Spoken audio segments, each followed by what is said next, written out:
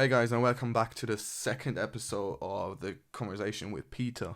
Thanks for tuning in. As always, free to share. Thanks so much for listening. In this episode, we're going to talk a little bit more about what we learned and photography.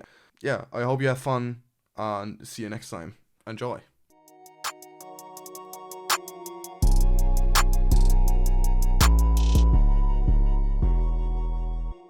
Writing and this sort of stuff. So a part of me wonders whether he was trying to help keep that encouragement alive by purchase. He had never had an intent to use them. You never know these things. I'll have to really dig in and find the magazine. I bet. I mean, I don't know if you still remember, but when we traveled together, I shot my photos on my phone. Yeah. As well as the videos, and I saw recently on your social media you've got a digital SLR now. Yeah, right. So I have to say, it became one of my biggest hobbies, and I love taking photos. I have my own camera now, and Amazing.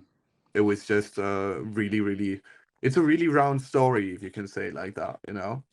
Yeah, I mean, I remember one of our walks when we walked through like some of the old fortresses that were around Oslo, and we were practicing taking photos in different elements. And I had that glass ball, which kind of like flips the image, and we were trying to get some cool photos with that. And yeah, I remember it's just one of the things I love doing, because when you travel to places and you go and you see all the touristy sites, it can get a bit tiring or even boring, because it's sometimes the history of the place doesn't quite interest me.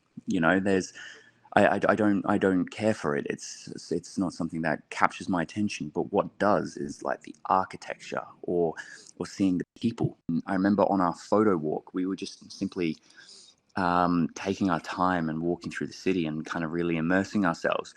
And we ended up seeing this couple, and they were they were walking, and we couldn't quite figure out if they were on a date. They had this somewhat awkward energy about them. Yeah. But I have a photo of them, because they were watching the sunset, and there was this sculpture in the park, which was a love heart. And they were framed perfectly in the middle of that love heart. And I got a photo of them as they were leaning in to go for a kiss. And it's one of my favorite photos I have, because it's just a moment out of the entire time we were there, and it's just people being people. That is amazing. Yeah, but that's something I also really love, just doing so, because especially when you take photos, you concentrate on different aspects of your surrounding. So you don't really walk through the streets and looking at, for example, the horizon. You more take a look at, okay, what angle is the best if I want to capture that specific frame or that specific situation. So for example, me, when I want to take photos and I'm like, okay, I want to take a photo, for example, of that church or that specific building. Um, what is the most unique way of photographing it without having like the same spot like everyone else on Instagram, for example, does, you know? Totally. And that gives you a whole different view on the whole scenery and the whole thing of your destination. Yeah, I totally agree. It starts becoming this, well, what does my eye find interesting? What do I, and that's, I think I had funnily enough, I met another photographer while traveling um, through Iceland, and his photos were stunning. They were so beautiful. And I just asked him, like, how are you going about making your photos? And is it something that you're really working on in the edit or whatever? And he said something that kind of made me feel silly. And he just said, I just, of what I like to look at, I do it for me. And because of that, I think there's the simplicity of that is, if he doesn't like it, then why should somebody else like it? Yeah. But if he loves it, or if he's really drawn into something, and then he conveys that imagery, other people are going to like it.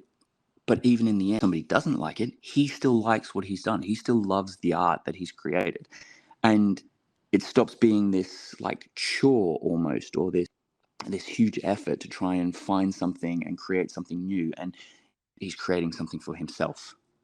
And I love that about it. That's kind of, now when I go places, I try and find somewhere that is difficult to get, or not a lot of people will put the effort into going there, to try and see something, to see something untouched by human hands and feet, or to experience a view from a perspective that few people have gazed upon. And yeah, I tend to do a lot of hiking now. I like to climb mountains in areas that I've gone to try and get a sense of the landscape and the area.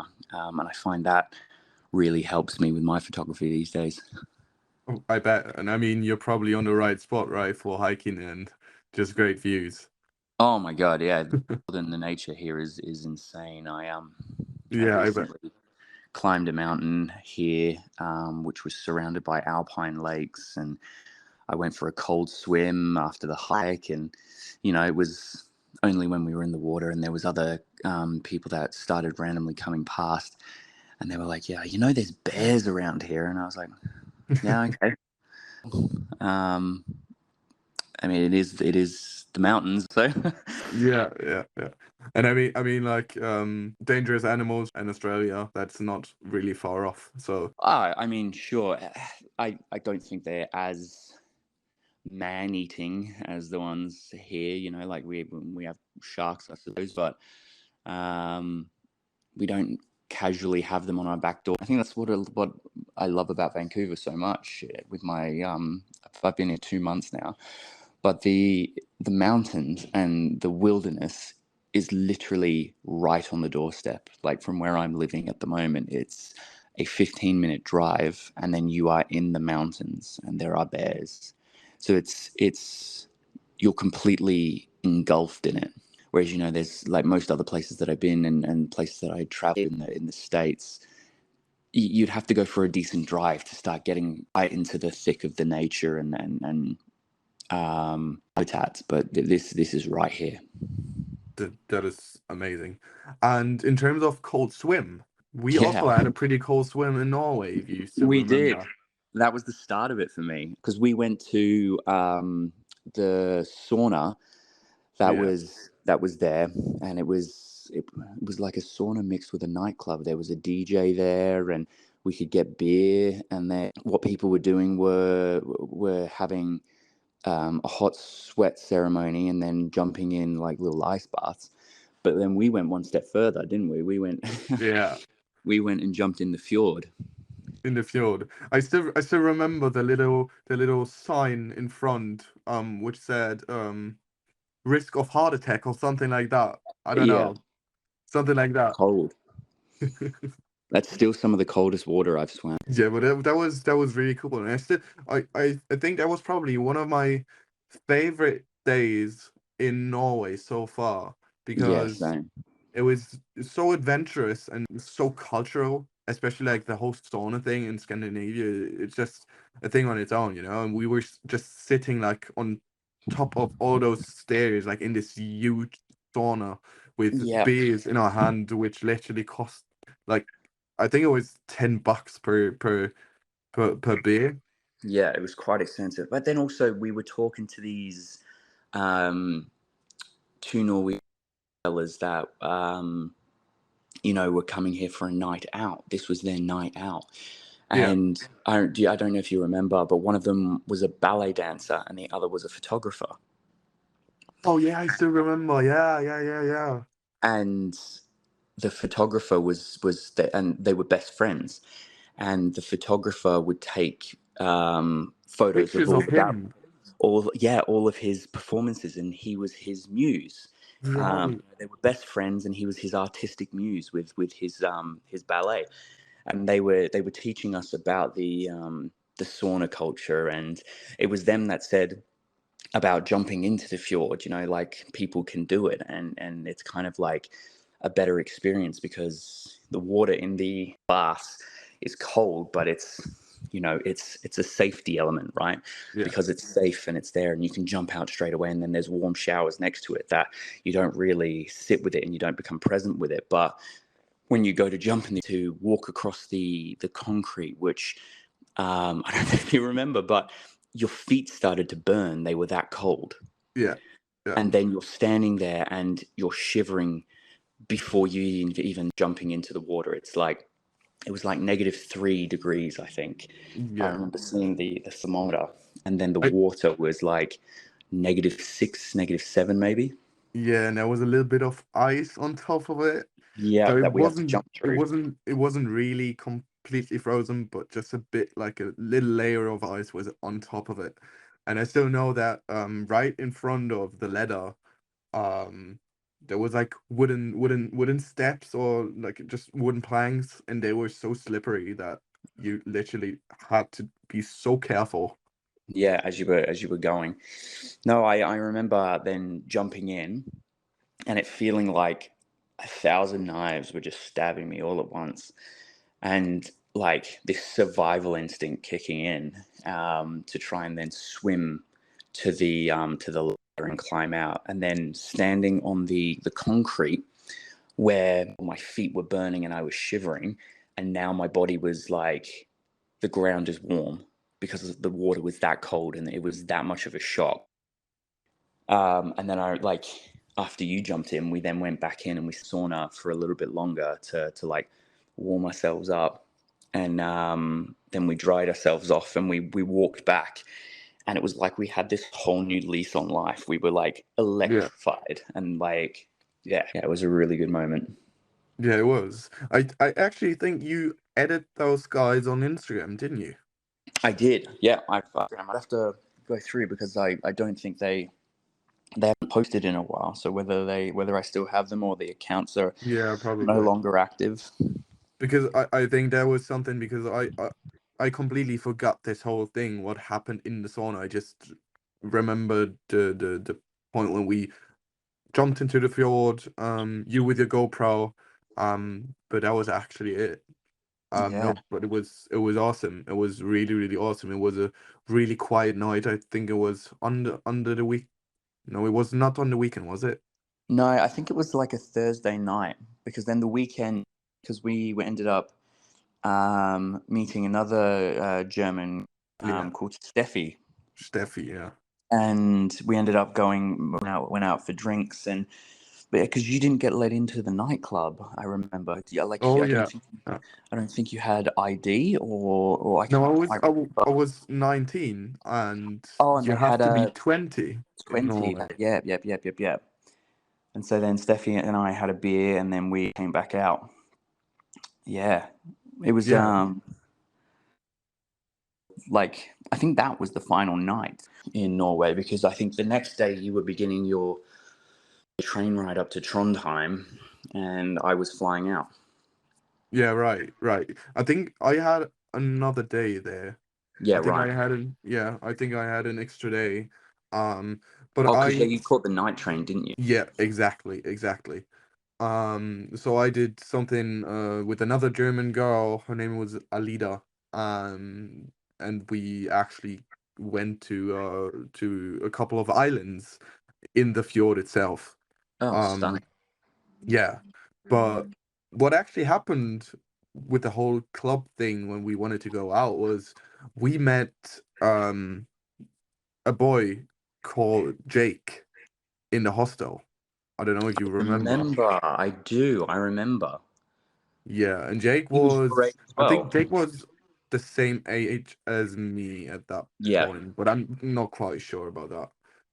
Um, and yeah, we tried to get into clubs, and Steffi actually wanted to go into the gay club, and I was like, because you have to understand, like I'm from a really really small village in Germany, and I haven't had really many encounters like with gay people. And I didn't really had like the whole thinking of it, because Jake is actually queer. And Right.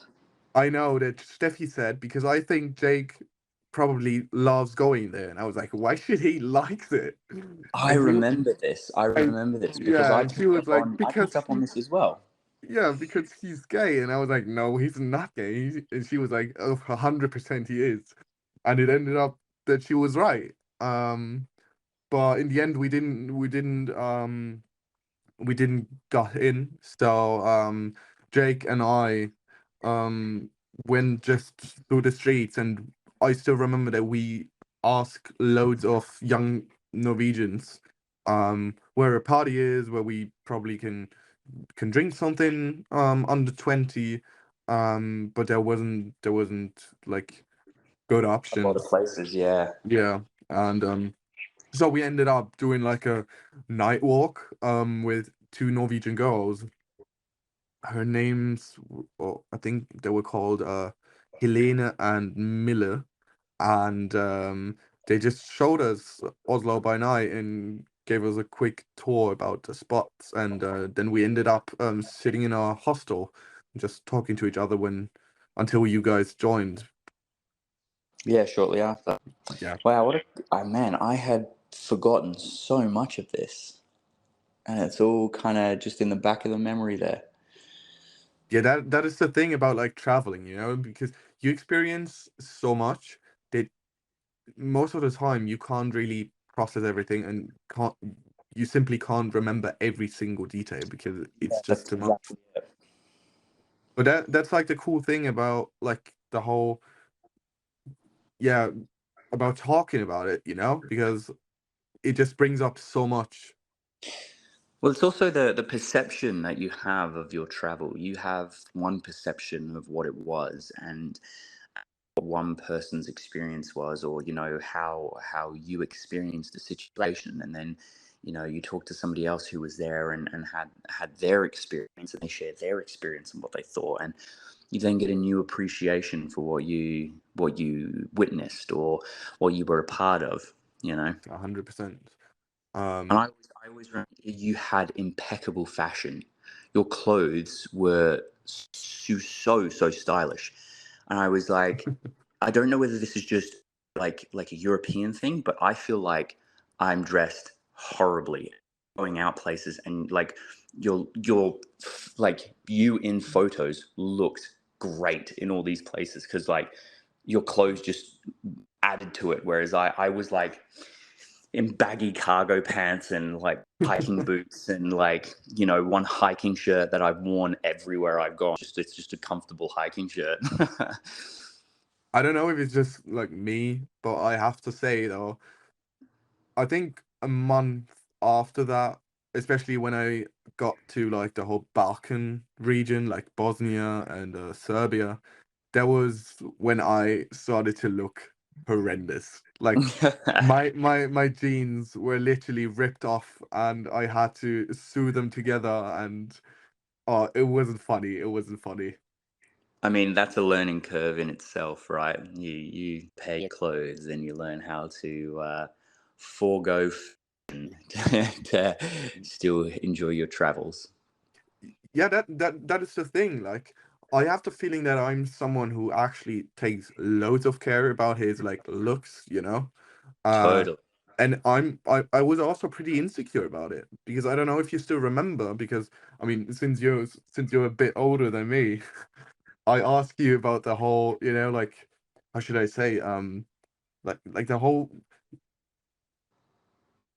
topic about like growing hair and stuff, which is so funny Yeah, if I think about it. I've always had a beard. Which is so funny if I think about it. And if I think I still have pictures of me, for example, being in Budapest with like the most funny haircut ever had. With I didn't shave myself, and I just looked funny. But at this point, I was like so completely focused on my travels that I didn't actually like gave any shit on my looks, you know what I mean? And that's amazing. That means you were completely immersed. Yeah, right. And that is actually one of the best experiences I made because it just gave me the knowledge of just like accepting myself and Yeah, not absolutely. and being happy without like combining it with my looks, you know what I mean? I think that's another really nice thing about traveling is you're away from all the environments where the pressures of having to look a certain way and be a certain way are removed because nobody knows you. So De- you have the Definitely. complete freedom to be whoever you want to be, to look however you want to look. It doesn't matter. Nobody. I think you finally can realize when you're traveling, and especially solo traveling, is nobody gives a shit. Yeah. Nobody cares about that stuff. And like travelers, especially, travelers want to know where you're from, where you've been, and why you're doing your things. What are you trying to see? And then like sharing stories and like it's in that common room example of it. But like that experience of sitting there talking to people occurs all over in backpackers all over the world and in hostels all over. And one of my experiences um, in Iceland was sitting around a fire and just sitting there, like it's slightly snowing and everybody's cold, and it's still the same thing. They're talking about where they've gone, what they've seen, where they'd like, and you then have all these people that have just done the trip or the thing, and they give you their inside information, or they tell you the name of a tour guide, and if you mention him and you say that, then you'll get a discount and sort of stuff. Nobody in the end actually cares about who you are at home, about how much money you have in your bank account, what your sexual preference is, or anything. That nobody gives a shit. Like, are you enjoying yourself? And what was the funnest thing you've done? Share a story, and that's all that people end up caring about. That is true, and that's those are really, really nice words. If I would ask you what was the biggest lesson you have learned on your travels, what would you say? Um, the biggest lesson I learned on my travels would be you don't always have to enjoy it. I've been in places where, especially because I've spent the money to go to a place and I've taken the time to travel to a place, um, I haven't enjoyed. I've had a bad feeling about the area, and Hmm. I leave, and I've gotten to a point where I know what I like and I know what I don't like and I know what I want to experience and what I don't. And I think to confidently claim my space has come from that. I'm confident and capable of speaking out and saying when I'm not happy about something or a situation that I'm in, and translate that from traveling to the rest of my life. I don't feel that I can't talk to people. Like I can talk to almost anybody now and comfortably deal with situations. That is beautiful, yeah.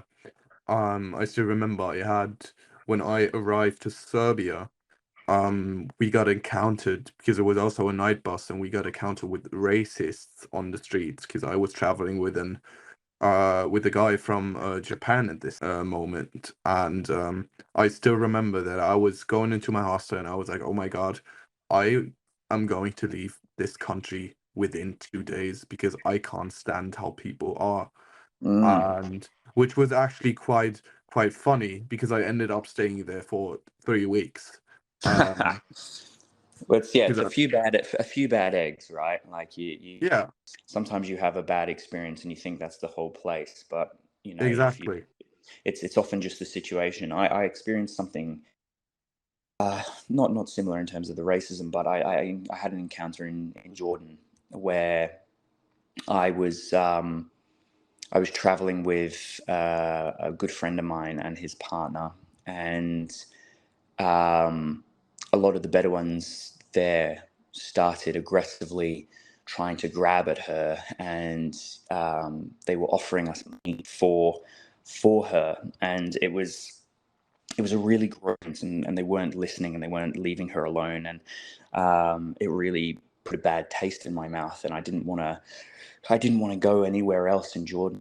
This was at Petra, and we ended up then having dinner in a restaurant, and we were talking to this elderly couple who had been all over Jordan and the Middle East, and they said that's just the touristy area, but if you really want to see ruins and you want to enjoy a bit more of the culture that isn't so chaotic, you know, Rash and go to these ruins. And the next day we ended up going to these places, and it was some of the most spectacular and history that I've ever witnessed. I was ready. We were looking at flights to leave Jordan that night because Okay. we were so uncomfortable. Oh wow. But yeah, I guess just moving on from that area and going, well, you know what? We don't necessarily enjoy the touristy aspect of this. What else? What else can we go and see and do and make the most of? Definitely, definitely. And I mean, in the end, those places, especially like places you haven't seen before, I haven't heard before, which were like kind of an advice by a stranger or whatever. Those were the places I felt in love with the most because Same. that was something you haven't had in mind. And normally, if you think about something, you already have specific feeling about this place or like Yeah. expectations. You know what I mean? But if it's a place you have nothing to hold on or nothing you can really think of about, that is when you can get really surprised, and which gives you like a complete different feeling about it. Yeah, totally. I totally agree. Yeah, but perfect. That is so cool. um I have to say we already talked for an hour. um Yeah. it was an absolute pleasure. If you don't have anything you want to give on for especially younger people like me, we can end it, but I think that is probably a point where you can give I think advice. the only advice I can offer to younger people when traveling is just do it. Just travel. Don't be afraid of where. Pick a place, go. And if you don't enjoy it, move on. It's I think the beautiful thing about traveling is no two experiences are the same, but you will forever be that you've taken the time to travel and to see the world and to experience people and cultures. And in my experience, the people always leave an impact on you. Those are really, really nice words. And let's sum it up and just say be free, explore, right? And thank you Explore. so much for the talk, Peter. Thanks, Flo, and look after yourself. And I hope you do continue to explore and keep me updated with all your travels. I will. Thank you so much, Peter. Thanks for your Hey, time. bye. Perfect. Bye. See ya.